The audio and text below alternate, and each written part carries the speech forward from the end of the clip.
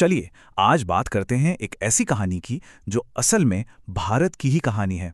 और वो है भारतीय राष्ट्रीय कांग्रेस की कहानी। एक बहुत ही छोटी सी शुरुआत से लेकर देश की सबसे बड़ी राजनीतिक ताकत बनने तक का ये सफर वाकई में असाधारण है। इसी सफर ने तो हमारे देश को वो शक्ल दी है जो आज हम देखते हैं। तो सवाल ये उठता है कि ये सब हुआ कैसे? मतलब पढ़े लिखे लोगों का एक क्लब जो शुरू में अंग्रेजों का वफादार था, वो भारत की आज़ादी की सबसे बड़ी ताकत कैसे बन गया? बड़ा दिलचस्प सवाल है ना? चलिए इसी को समझते हैं। तो देखिए, पार्टी के सफर को हम 4 बड़े हिस्सों में बांट सकते हैं। सबसे पहले 1885 में इसकी स्थापना हुई, तब इसका मकसद था ब्रिटिश राज से बातचीत करना। फिर 1920 में आया गांधी का दौर, जिसने से एक जन आंदोलन बना दिया। 1947 में आज़ादी के बाद ये बनी सत्ताधारी पार्टी, जिसने नए भारत की नींव रखी। और फिर 1991 में आया एक बड़ा मोड़, जब पार्टी को एक नए आर्थिक और राजनीतिक दौर का सामना करना पड़ा। तो चलिए कहानी शुरू करते हैं बिल्कुल शुरुआत से। एक विनम्र शुरुआत, जब एक ब्रिटिश विचार ने एक अखिल भारतीय मंच की शक्ल ली। और पता है सबसे दिलचस्प बात क्या थी? कांग्रेस की जड़ें एक बड़े ही अनोखे गठबंधन में थीं। एक तरफ थे ब्रिटिश अफसर और दूसरी तरफ भारत के नए नए पढ़े लिखे लोग। और कमाल की बात यह है कि दोनों ही बदलाव चाहते थे। तो हुआ ये कि 28 दिसंबर 1885 को बॉम्बे में 72 लोग इकट्ठा हुए। इनमें से ज्यादातर वकील थे। और इसे शुरू किसने किया? एक retired British civil servant Allan Octavian Hume ने। पहले अध्यक्ष बने वोमेश चंद्र बनर्जी। और हाँ, एक बात साफ कर दें, इनका लक्ष्य उस वक्त आज़ादी मांगना बिल्कुल नहीं था। वो तो बस अंग्रेजों से बातचीत करके भारतीयों के लिए थोड़े और अधिकार चाहते थे। लेकिन कहानी में एक बड़ा ही दिलचस्प मोड़ है। इसे कहते हैं सेफ्टी वाल्व थ्योरी। अब ये क्या चीज़ है? देखिए, कुछ लोगों का मानना है कि कांग्रेस का बनना कोई इत्तेफाक नहीं था, बल्कि ये अंग्रेजों की ही एक सोची समझी चाल थी। वाइसरॉय लॉर्ड डफरिन को डर था कि 1857 जैसा कोई बड़ा विद्रोह फिर से ना हो जाए। तो उन्होंने ही कांग्रेस के बनने में मदद की, ताकि भारतीयों का गुस्सा एक कंट्रोल तरीके से, एक सेफ्टी वाल्व की तरह बाहर निकल जाए। और विडंबना देखिए, जिस संस्था को शायद उन्होंने ही बढ़ावा दिया था, वही उनके गले की फांस बन गई। अंग्रेज बहुत जल्दी अपनी ही बनाई हुई इस पार्टी से परेशान हो गए। हालत ये हो गई कि 1900 तक आते आते वायसराय लॉर्ड कर्जन खुलेआम कहने लगे कि उनकी सबसे बड़ी इच्छाओं में से एक है कांग्रेस को एक शांतिपूर्ण मौत देना। इससे साफ पता चलता है कि कांग्रेस अब उनके लिए कितना बड़ा सिरदर्द बन चुकी थी। तो अब कहानी में आता है पहला बड़ा मोड़, सुधार से क्रांति तक का सफर। ये वो दौर था जब पार्टी के अंदर ही जबरदस्त टकराव हुआ और एक जागृत राष्ट्र ने अंगड़ाई ली। एक ऐसी घटना हुई जिसने पूरे आंदोलन को 2 हिस्सों में बांट दिया। और अब मांगे सिर्फ छोटे मोटे सुधारों की नहीं थीं, बल्कि स्वशासन की थीं। तो पार्टी के अंदर ही 2 खेमे बन गए। एक तरफ थे नरमपंथी यानी मॉडरेट्स, नेता थे जीके गोखले और दादा भाई नौरोजी जैसे लोग। इनका मानना था कि भाई अंग्रेजों से बातचीत करके याचिकाएं देकर काम चलाया जाए। दूसरी तरफ थे गरमपंथी यानी एक्सट्रीमिस्ट्स, लाला लाजपत राय, बाल गंगाधर तिलक जैसे नेता। इनका कहना था नहीं, हमें स्वराज चाहिए यानी अपना राज। और इनका तरीका था सीधी कार्रवाई और बॉयकॉट। और इस आग में घी का काम किया 1905 में बंगाल के विभाजन ने। और फिर आया साल 1907 और जगह थी सूरत। यहां ये वैचारिक लड़ाई इतनी बढ़ गई कि जो डर था वही हुआ। कांग्रेस में फूट पड़ गई। पार्टी सचमुच 2 टुकड़ों में बट गई, नरम दल और गरम दल। ये आजादी के आंदोलन के लिए एक बहुत बड़ा झटका था।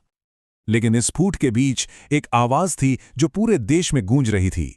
गरमपंथी नेता बाल गंगाधर तिलक की आवाज। उनका वो ऐतिहासिक नारा, स्वराज मेरा जन्मसिद्ध अधिकार है और मैं इसे लेकर रहूंगा। इस एक लाइन ने पूरे देश में एक नया, एक आक्रामक जोश भर दिया। अब बात सिर्फ अधिकारों की नहीं, हक की हो रही थी। अब कहानी का अगला पड़ाव शुरू होता है, गांधी का दौर।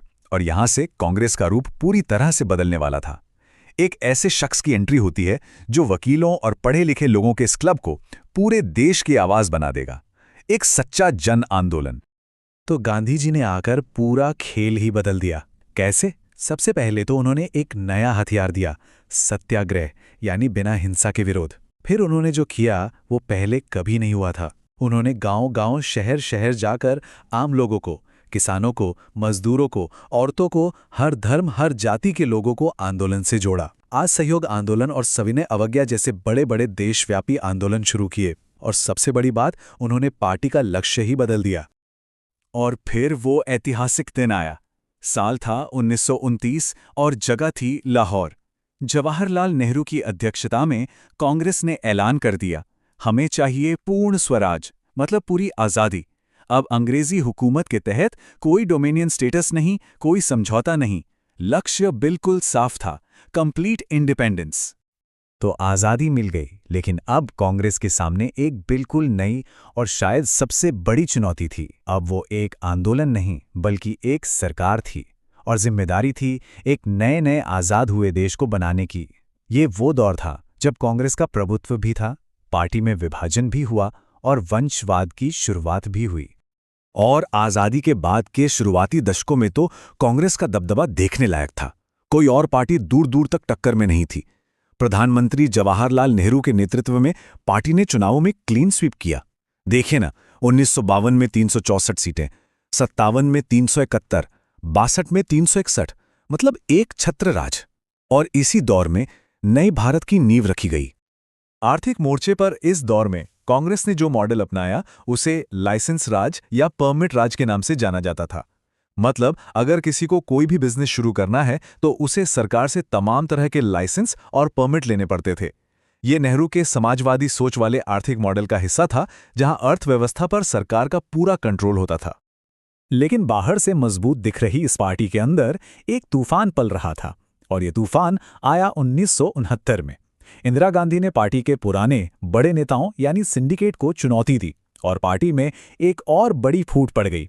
इंदिरा गांधी ने अपनी अलग कांग्रेस आर बना ली और करीबी हटाओ जैसे लोक लुभावन नारों के साथ सत्ता पर अपनी पकड़ और मजबूत कर ली। अब हम कहानी के आखिरी और सबसे ताज़ा दौर में आते हैं, 1984 के बाद का समय। ये एक नए युग की शुरुआत थी। इस दौर में कांग्रेस ने आर्थिक उदारीकरण भी देखा, एक मजबूत राजनीतिक प्रतिद्वंदी का उदय भी देखा, और कई बार सत्ता से बाहर होकर वापसी करने की कोशिश भी की। और फिर आया साल 1991। ये साल भारतीय इतिहास में एक गेम चेंजर था। देश एक बहुत बड़े आर्थिक संकट से गुजर रहा था। तब प्रधानमंत्री थे पीवी नरसिम्हा राव। उन्होंने वो किया जिसकी किसी ने उम्मीद नहीं की थी। उन्होंने दशकों पुराने लाइसेंस राज को खत्म कर दिया और भारत की बंद अर्थव्यवस्था के दरवाजे दुनिया के लिए खोल दिए। ये एक बहुत ही साहसिक कदम था।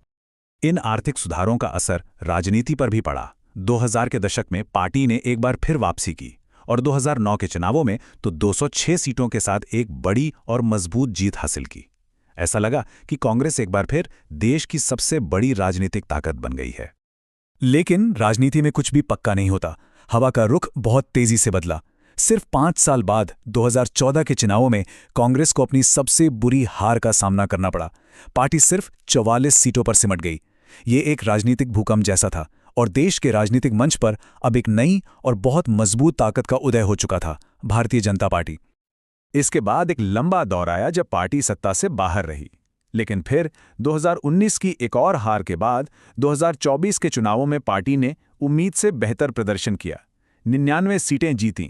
हालांकि ये सरकार बनाने के लिए काफ़ी नहीं थीं, लेकिन इन नतीजों ने पार्टी को 10 साल में पहली बार संसद में आधिकारिक विपक्ष का दर्जा जरूर दिला दिया। तो क्या ये एक नई वापसी का संकेत है? तो 140 साल, कितने उतार चढ़ाव, कितनी बार टूटना और फिर से जुड़ना। इस लंबे सफर के बाद आज हम यहाँ खड़े हैं, और सवाल वही है, भारत की इस ग्रैंड ओल्ड पार्टी का भविष्य क्या है? क्या ये पार्टी एक बार फिर समय के साथ खुद को बदल पाएगी, एक नया रूप ले पाएगी, या फिर इतिहास की किताबों में इसके सबसे सुनहरे पन्ने लिखे जा चुके हैं? इसका जवाब तो सिर्फ आने वाला वक्त ही देगा।